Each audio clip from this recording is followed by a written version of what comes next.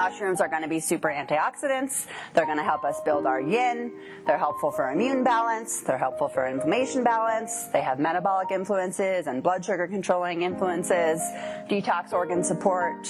Really great for the cardiovascular system, both on the cholesterol side of things and even like vasodilators and cardiovascular inflammation support, which is of course is important for brain health too. They carry a lot of nutrition to the plate or to however you're ingesting them to help with those kinds of deficiencies. Grifola, or our maitake, or hen of the woods. Grifola is because if you see it growing at the base of a big oak tree, it has that feathery appearance, right? We've got chicken of the woods, hen of the woods, lots of those bird references because they look almost feathery, right? It looks like feathers. So the grifola is because it looks like a griffin foot at the base of the trees there. They're anti-cancer, they're immunomodulating, all those kinds of things, antibacterial, blood sugar modulating, skin benefits, health benefits with aging and liver, right, like all of our mushrooms. Right now there's a lot of clinical trials happening on psilocybin for Parkinson's, for MS, for a lot of these conditions that are a bit more nuanced than just the treatment resistance. They changed some of the rules